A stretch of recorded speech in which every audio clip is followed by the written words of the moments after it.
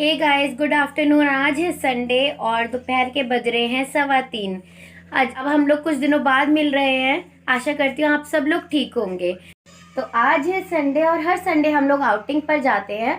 तो आज हम लोगों का प्लान है अक्षरधाम टेम्पल जाने का। अक्षरधाम टेम्पल में इतना गई हूँ ना, बचपन से जब से बना है तो मैं इतना गई हूँ कि अब आप मान लीजिए कि जब से मेरा बेटा हुआ है उससे भी 1 साल पहले से समझ लिया 4-5 ईयर्स हो गए कि मैं टेम्पल नहीं गई। इतना ऊब जा जाके और मुझे वहाँ की वाटर शो देखने का इतना ज़्यादा शौक है। तो मेरा बेटा भी एक बार भी नहीं गया है, तो उसको पूरा एरिया मिल जाएगा रनिंग के लिए। तो वही मैंने सोचा क्यों ना उसकी आज आउटिंग करा दी जाए। तो सहर हो चुकी है, तो सबने खाना वाना खा लिया है। मैं रेडी हो रही हूँ, बट अभी पूरी तरीके से रेडी नहीं हूँ। पूरी आ रही हूँ प्रॉपरली तैयार होने। थोड़ा सा मैंने सोचा हेयर स्ट्रेट कर लूँ। मैं एक बात बताती हूँ, मैंने अपनी रिबाउंडिंग जो है, जिसे स्ट्रेटनिंग भी कहते हैं, स्मूथनिंग भी कहते हैं, इसके डिफरेंट डिफरेंट नाम होते हैं, थोड़ा सा फ़र्क होता है इसमें बस। तो वो मैंने करीबन 5 बार कराई है। तो अब इतनी बार कराने के बाद, क्योंकि मतलब जब कर्ल्स आ जाते थे वापस ओरिजिनल स्टाइल में, हेयर वापस आ जाते थे, तो मैं फिर से रिबाउंडिंग करा लेती थी। तो उसका नतीजा ये हुआ कि मेरे हेयर बहुत टूटने लगे थे। तो मैं आपको एक सजेशन देना चाहूँगी कि रिबाउंडिंग या स्मूथनिंग जो है आप एक बार कराइए कभी भी, या और फिर अगर आपके बैक टू नॉर्मल हेयर आ जाते हैं तो कुछ टाइम बाद, 1-2 साल बाद फिर आप करा लीजिए। लेकिन जल्दी जल्दी आप हर साल मत कराइए, क्योंकि मैं एवरी ईयर कराती थी यार। 2 साल पे भी मैंने कराया है, ऐसा नहीं है। तो मेरे बाल बहुत फॉल होने लगे थे, हेयर फॉल। तो मेरे यहाँ से हेयर बहुत कम हो गए थे।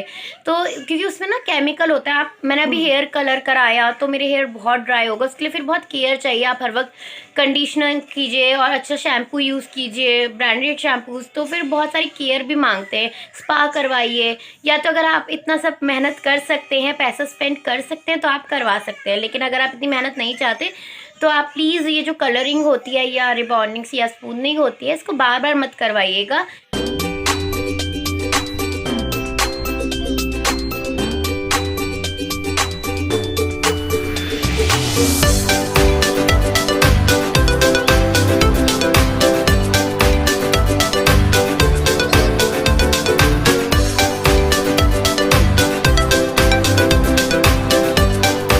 अक्षय, आज हम कहाँ जा रहे हैं? टेम्पल। Are you excited? हाँ, अजाय टेम्पल। वहाँ क्या करोगे? रनिंग। रनिंग हाँ। और मस्ती। मच्छी। ये अच्छा, और ये बताओ नानी के पास क्या है? आप क्या कह रहे थे, नानी के पास क्या है? जिम। क्रीम। और बहुत सारी है कि थोड़ी सी? चाय पकाए। बहुत सारी क्रीम है। मम्मा मैं भी मेकअप करूंगा। तो मैंने बोला कि बॉयज मेकअप नहीं करते, ओनली गर्ल्स करती हैं। तो बेटा बॉयज सिर्फ ओनली क्रीम लगाते हैं। तो फिर बोलता कि मम्मा मैं भी क्रीम लगाऊंगा। Cream cream. तो मैंने कहा बेटा वो तो फेंक दिया था मॉइस्चराइजर। तो बोलता मम्मा नानी के घर बहुत सारी क्रीम। तो मैंने कहा आपने देखी थी क्या? कहता नहीं, ये बहुत बड़ा हो गया, बहुत बकबक बकबक करता रहता है पूरे टाइम। Actually love you. अच्छी मम्मा अच्छी? जल्दी बताओ मम्मा अच्छी। जब मम्मा इसको डांटती है तो मम्मा गंदी हो जाती है, जब मम्मा इसको प्यार करती है उसके बाद कहती है तो मम्मा अच्छी हो जाती है। लेकिन हाँ, पापा के आने के बाद मम्मा जरूर गंदी हो जाती है, और वरना पूरा दिन मम्मा अच्छी रहती है ना? मम्मा अच्छी। तो चले फिर? यस। तो आप अभी पूरी देर रेडी तो नहीं हुए? थोड़ा सा कुछ मोटा कपड़ा ले लेते हैं ना, नहीं तो रात में हो जाएगी, ऐसी ठंड हो जाएगी। तो अभी हमें जाना है। तो ये देखिए, ये जनाब मेरे पतिदेव अभी सो रहे हैं और मैं इनसे कह रही हूँ उठो, इनको आलस आ रहा है। मैं कह रही हूँ कहीं भी जाना होता आलस आ जाता। सीक्रेट क्या है हमारा? नानी छपाइस। नानी शोपाइस। अच्छा, कैसे? नानी को नहीं पता। ये और कैसे जाएंगे? कैसे जाएंगे बताओ।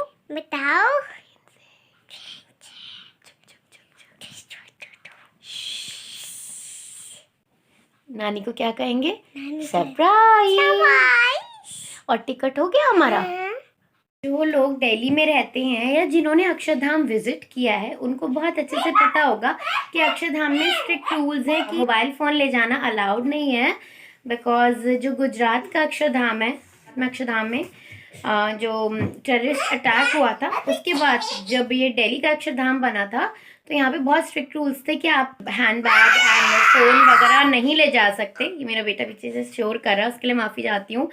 तो हाँ, मैं ये बता रही थी, तो फ़ोन हमें वहाँ पे सबमिट करना होता है, तो इसलिए मैं और मेरे हस्बैंड फ़ोन लेके नहीं जाते, बिकॉज हम अक्षरधाम के अराउंड ही रहते हैं। तो हम लोग फ़ोन घर पे रख के जाते हैं, तो हम घर पे ही रख के जाएंगे, इसलिए वहाँ शूट नहीं कर पाऊँगी, उसके लिए I am really sorry.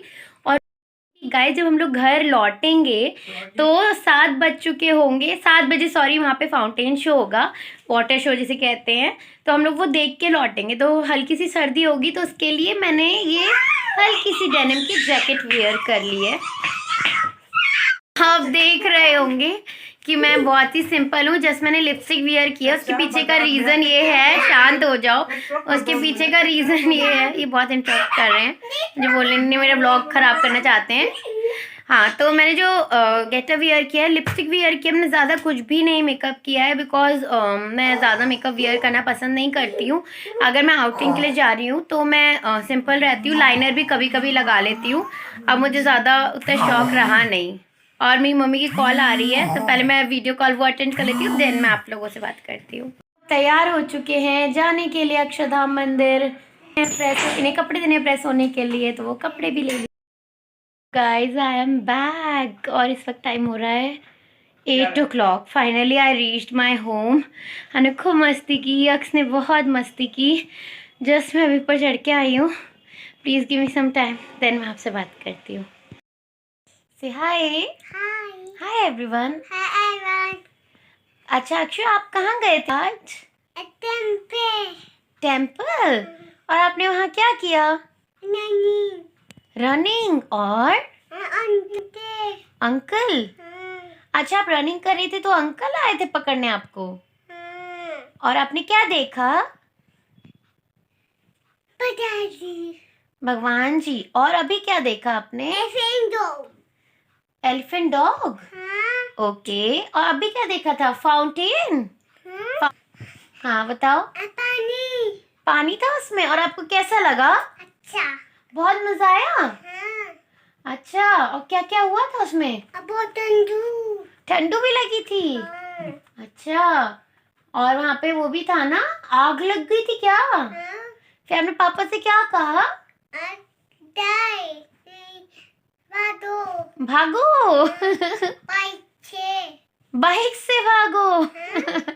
Actually guys, वो जो फाउंटेन शो हो रहा था उसमें एक सीन होता है जिसमें आग लग जाती है, आग लगी हुई दिखा रहे थे, वो फाउंटेन ही थी एक्चुअली में। तो मेरे बेटे को लगा कि वो आग लग गई है, तो अपने पापा से कहने लगा चलो भागो बाइक से। समोसा चाट खाई और वो बहुत ही बेकार थी। मेरे हस्बैंड ने दही भल्ले खाए, वो भी उनको ओके ओके लगे। अक्स ने आइसक्रीम खाई, वही वो कहीं टेस्टी आइसक्रीम थी, उन्होंने रोज पेटल फ्लेवर लिया था, बहुत ही टेस्टी आइसक्रीम थी। अब तो मैं सारा काम निपटा के गई थी घर का। हाँ, पानी पी के आ गया, तो सारा काम निपटा के गई थी। अब ज़्यादा कुछ करना नहीं है, राइस बना दूंगी। अगेन मेरे हस्बैंड ने मठा के आलू बनाए थे, उनको बहुत पसंद है, और मेरे बेटे के भी फेवरेट है, तो हम लोग सब लोग वही खाएंगे। आटा भी रखा है। घर लौट के आ रहे थे बाइक से, तो बहुत ही ज़्यादा ठंड थी, और मेरा बेटा जिद कर रहा था कि मैं आगे बैठूंगा, क्योंकि वो ज़्यादा कुछ पहन के नहीं गया था। दोपहर में काफ़ी गर्मी थी, तो वो एक टी शर्ट थी और हमने उसको हाफ जैकेट पहना दी थी, क्योंकि मैंने उसके सर्दियों के कपड़े सारे पैक करके रख दिए थे।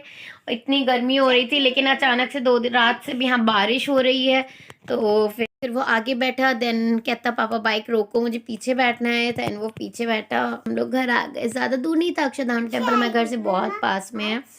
तो अब आप सबको पता चल गया होगा, I belong from Delhi only, मैं दिल्ली में ही रहती भी हूँ। इतने दिनों बाद गई, और वहाँ इतना ज़्यादा क्राउड था संडे के दिन। वो होता ही है नॉर्मली भी, संडे को तो कहीं भी जाने वाला नहीं होता, कहीं भी घूमने जाओ हर जगह क्राउड होता है, बट ऐसा लगता है कि पूरा दिल्ली उठ के वहीं आ गए हो, इतना क्राउड होता है, इतनी हज़ारों की लाखों की भीड़ होती है। पता है मेरे हस्बैंड इतने डम है सीरियसली, कि पता है रात में ठंड होने लगी है, 2 रातों से बारिश हो रही है, फिर भी हाफ टी शर्ट पहन के गए, और आते हुए उनको ठंड लगने लगी, और फिर भी एडमिट नहीं कर रहे कि उनको ठंड लग रही है, और कह रहे हैं हल्की सी ठंड लग रही है, ज़्यादा नहीं, जबकि इतनी ठंडक हो गई थी, ठंडी हवा भी थी। लोग अपनी मिस्टेक करते हो, कभी एडमिट तो करते नहीं ना कि उन्होंने मिस्टेक की है। तो मेरे पति का भी यही हाल रहता है। अभी मैंने कहा 1 मिनट मैं व्लॉग में बता दूं ये बात, तो गुस्सा होके मुझे घूर रहे हैं कि मत बताओ मत बताओ। वो ना तो व्लॉग में आना पसंद करते हैं, आप एक्सपेक्ट मत करिएगा मैं अपने व्लॉग में अब लेने वाली हूँ। मुझे इतने एटीट्यूड वाले लोग पसंद नहीं है, सीरियसली। मैं बहुत डाउन टू अर्थ हूँ, इसलिए मुझे एटीट्यूड जो दिखाते हैं वो मेरी लाइफ से स्टे अवे करते हैं। और देखो उन्होंने टीवी की आवाज़ तेज़ कर दी है। आपने देख ही लिया होगा कि मैं पाव भाजी खा रही हूँ, और ये मैं 3rd टाइम खा रही हूँ। हैट्रिक कर दी मैंने।